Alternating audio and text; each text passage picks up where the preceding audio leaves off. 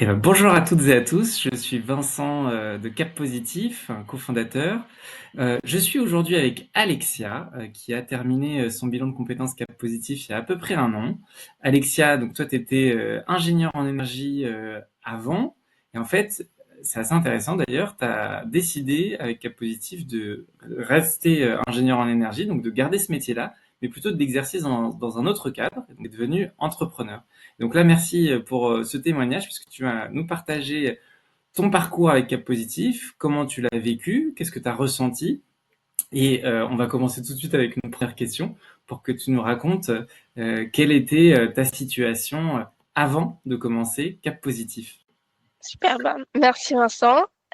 Bonjour à toutes et à tous. Très content d'être là. Moi, ce que je faisais, alors moi, j'ai toujours su que j'avais envie de travailler pour l'environnement. Donc, j'ai fait des formations d'ingénieur en énergie et cela faisait, avant le bilan cas positif, à peu près 6 ans que je travaillais en tant qu'ingénieur en efficacité énergétique pour contrer enfin, pour être du bon côté de la lutte contre le réchauffement climatique. Du coup, j'ai travaillé beaucoup avec des bureaux d'études ou des cabinets de conseil. Et après, je travaillais dans le secteur plutôt industriel ou tertiaire.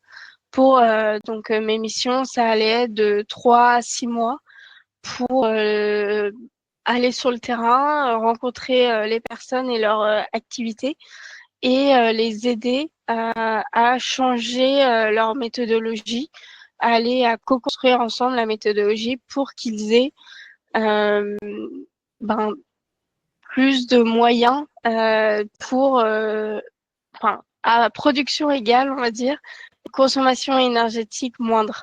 Donc, qui dit on consomme moins d'énergie, on pollue moins aussi. Donc, on réduit notre empreinte carbone. Donc ça, c'était l'objectif pendant 6 ans. Et après, selon les entreprises, je l'ai fait plutôt pour des secteurs industriels majoritairement, donc l'agroalimentaire, la métallurgie, les cimenteries, et en France ou à l'étranger d'ailleurs. Et après, aussi un peu dans le tertiaire. Donc là, c'est beaucoup, c'était très court comme phase. L'industrie me plaît plus, mais aussi sur du bâtiment tertiaire. Ok, très bien. Et est-ce que tu peux me préciser quel a été le déclencheur pour toi qui t'a donné envie de faire un bilan de compétences? Oui. Du coup, moi, mon déclencheur, il est très net. J'ai fait en fait un burn-out dans le dernier emploi que j'avais, où j'avais l'impression que, alors mon poste était, l'intitulé du poste était très vertueux, l'entreprise était très vertueuse, on travaillait pour des industriels qui voulaient changer, donc tout paraissait cohérent avec mes valeurs. Et finalement, j'avais vraiment l'impression que mes actions ne servaient à rien et qu'au contraire, tout allait dans le mauvais sens, dans le sens inverse, et que j'étais la seule à vouloir aller vers quelque chose de concret, de réellement euh, qui allait réellement changer leur empreinte carbone. Du coup, ça a été très net, très soudain. Je m'étais pas rendu compte que tout d'un coup, ce que je faisais, mon métier, n'était pas du tout aligné avec mes valeurs. Et du coup, je suis tombée en dépression, tout simplement. Et voilà, donc j'ai eu 1 an de dépression avant de. En fait, j'avais besoin de pouvoir retravailler, même mentalement, hein, pas forcément pour l'argent ou quoi, mais surtout. Et du coup, mon burn-out, comme beaucoup de personnes qui, à mon avis, ont eu des burn-out, on n'a plus envie de travailler. L'envie est entièrement passée. Et du coup, je voulais retrouver cette envie.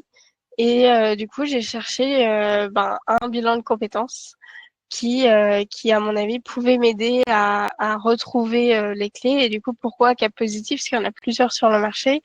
Il y a vraiment ce mot hyper important pour moi, c'est impact.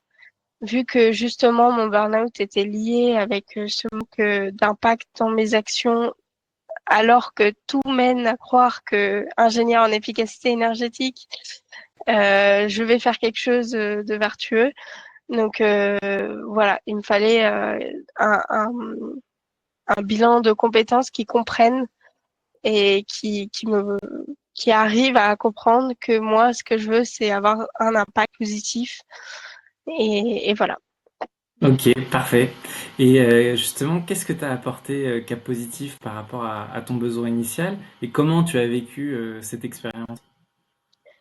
Alors, cas positif, ça a été incroyable, vraiment, parce que donc je sors d'un burn-out, donc j'ai vraiment pas envie de travailler, mais vraiment pas du tout.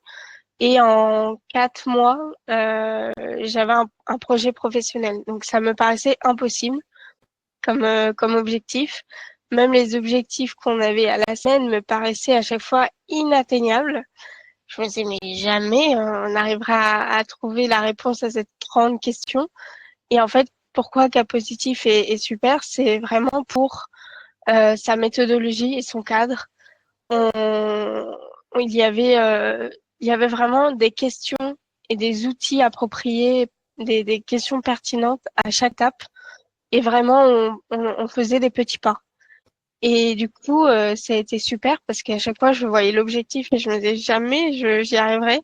Et grâce aux tout petits pas et aux éléments d'information qu'on me donnait, et ben, j'arrivais à atteindre les objectifs. Donc ça, c'est vraiment le wow. Et en deuxième wow, il y a bien sûr mon accompagnatrice Mathilde, qui elle a été aussi incroyable. Il y avait en fait beaucoup de bienveillance, d'écoute et énormément d'écoute et qui permettait à la fois de me sentir bien dans mes réponses, même quand moi-même je doutais des réponses que j'apportais.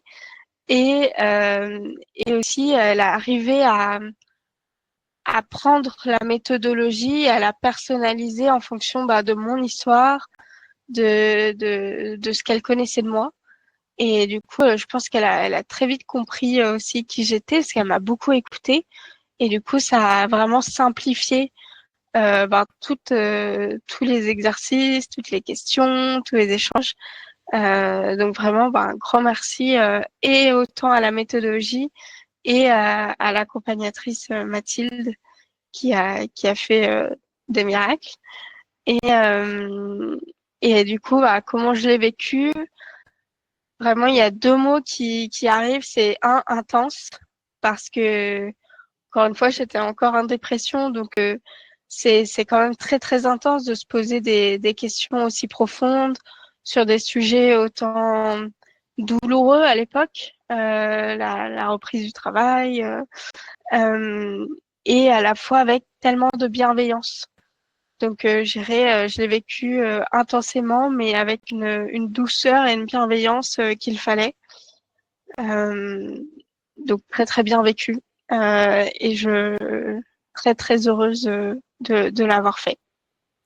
Merci, bah écoute, c'est très touchant d'entendre ça et je suis très heureux pour toi. Est-ce que tu peux nous en dire plus sur le projet professionnel à impact positif que tu as défini à la fin de Cap Positif? C'est un point intéressant parce que toi, tu étais ingénieur, voilà, et tu as décidé de faire le même métier mais dans un cadre un petit peu différent. Voilà, tu vas nous raconter. Oui, c'est ça. En fait, ce qui a été très vite rassurant, c'est que toutes les questions et les exercices me menaient à une même conclusion, c'est que je m'étais pas trompée sur ma formation, je m'étais pas trompée sur mon métier, c'est vraiment ce que j'aime faire. Et c'est techniquement ça marche très bien avec mes valeurs. Donc en fait, il fallait surtout que je repense le corps de cadre. Donc est-ce que je partais dans l'associatif, est-ce que je partais en entrepreneuriat, en intra-entrepreneuriat, etc. Et finalement, j'ai encore une fois, grâce à tous les exercices, tous les échanges, j'ai défini de partir en entrepreneuriat. chose qui me faisait très peur, ce qu'on appelle une peur limitante chez Cap Positif, qu'on a beaucoup bataillé avec Mathilde à me l'enlever. Et finalement, j'ai décidé d'être entrepreneur avec mon projet, mon même métier, de pouvoir aider les industries, elles, français, à pouvoir faire mieux au niveau de leur consommation énergétique et leur empreinte carbone. Pourquoi l'entrepreneuriat pour moi, c'était vraiment ce besoin-là que j'avais de pouvoir avoir la main, en fait, être décisionnaire sur avec qui je vais travailler. Pourquoi est-ce qu'ils veulent faire ça? Est-ce que c'est vraiment à titre vraiment que lucratif ou ils ont une vraie envie de faire mieux? Les personnes avec qui je vais travailler, les entreprises, quelle mission. Donc voilà, ça a été ça finalement mon objectif après Cap Positif. Ok, eh ben, merci et bravo.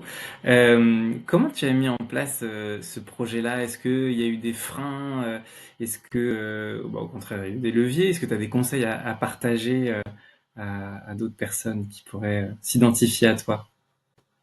Oui, vraiment, bien sûr, c'est très compliqué pour quelqu'un, surtout comme moi qui suis très sociable. Et en fait, j'avais peur que l'entrepreneuriat soit vraiment une expérience de solitaire. Et c'est là où Cap Positif m'a encore aidé, c'est on a fini le bilan avec vraiment les prochaines étapes. Et dans les prochaines étapes, il y avait vraiment ne pas oublier qu'on peut se faire accompagner. Et notamment trouver du coup des organismes qui pouvaient m'accompagner à devenir entrepreneur. Donc j'ai fait 2 parcours, un de 3 mois, un de 6 mois l'année dernière, des parcours qui aident des jeunes entrepreneurs à lancer leur entreprise à impact. Donc en plus, c'était des parcours très spécialisés dans encore une fois, avoir de l'impact, soit social, soit environnemental. Et ça m'a beaucoup aidé de pas être seule avec ces charges-là et d'avoir vraiment de nouveau autant de bienveillance et d'outils à disposition pour se lancer dans cette nouvelle voie que je connaissais pas du tout. Donc voilà, donc encore une fois, un super levier, se faire accompagner. Ça aide avec tous les freins qu'il y a sur la route parce que on n'est pas les seuls. Donc, on n'est pas seul, donc que ce soit mes camarades de promo ou nos accompagnants, ils ont pu nous aider en fait à lever les freins ou à contourner les récifs, si tu vois ce que je veux dire, Vincent, avec l'outil du bateau. Donc c'était super. Merci, Et parfait. ouais. Vas-y, tu peux ajouter quelque chose? Je veux dire du coup maintenant, donc ça c'était juste avant et maintenant ça fait du coup 4 mois que mon entreprise est née. Tout de suite, en fait, j'ai vraiment posé mes statuts pile au moment où j'ai eu mon premier contrat. Donc, depuis les 4 premiers mois, je travaille à 100% à temps plein pour mon entreprise et je me rémunère. Donc, des belles victoires pour une jeune entrepreneur qui pensait ne pas pouvoir le faire. Ouais, et puis c'est pas facile, donc bravo, bravo, bravo. Euh, dernière question, c'est par rapport à un conseil que tu pourrais donner à des personnes qui ont envie de se lancer dans une transition professionnelle, qui hésitent, qui savent pas si un bilan de compétences pourrait être une solution. Quel serait ton conseil, toi, à leur partager? Oui, je sais exactement quoi dire parce que j'ai une amie qui est passée par là il y a 3 mois. Donc, vraiment se faire accompagner parce que généralement, quand on a envie de se lancer dans une transition, on, on est surtout perdu. C'est surtout, voilà, le mot, c'est perdu. Quitte à transitionner, ok, mais vers où? Est-ce une vraie bonne idée de transitionner? Il y a énormément de questions à ce moment-là. où moi j'étais obligée de me les poser parce que dans tous les cas j'étais dans un stade un peu bloqué. Mais je sais que ben, pour beaucoup, vous pouvez être encore en activité. La question se pose, mais elle n'est pas urgente et du coup c'est très dur de vraiment mettre le pied à l'étrier et y aller. Et c'est pour ça que je pense qu'un bilan de compétences est très bien parce que il vous permet de mettre le cadre, comme je le disais au début, de vous accompagner pas à pas, petit pas par petit pas, je précise, parce que moi, ça a été super que ce soit des petits pas, et de vous donner vraiment une vision 360 de comment aborder le travail et comment nous, on peut l'aborder, comment vous avez envie de l'aborder. Et, et moi, j'ai trouvé ça super d'avoir toutes ces questions. C'est vraiment pas, en fait, un bilan de compétences. On a l'impression qu'on va étudier que nos compétences et dire, OK, bah, vu que tu es forte en maths, tu vas faire ça, mais c'est pas du tout ça. C'est vraiment se poser énormément de questions sur, à la fois, c'est des questions très subjectives, en fait. Pas, enfin, qu'est-ce que tu ressens? Qu'est-ce que tu as envie de faire? Quelles sont tes priorités? Quelle est ta personnalité.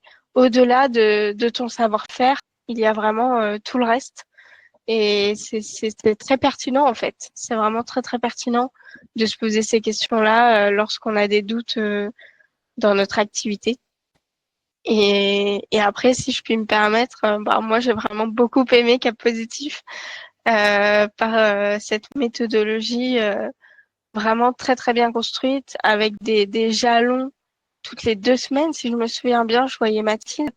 Donc, et des exercices entre, on n'est vraiment pas laissé à l'abandon.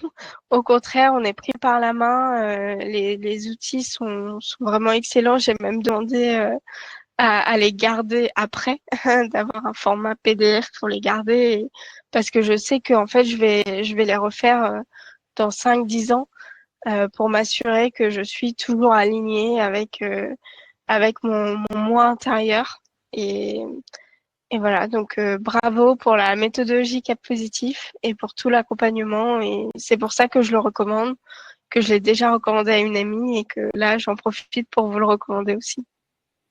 Ben, merci beaucoup Alexia, un grand grand merci pour ton partage, ton témoignage et à une prochaine fois alors et bon courage pour Oui. ton entreprise. Merci, bah encore merci à vous et merci pour ce temps, Vincent.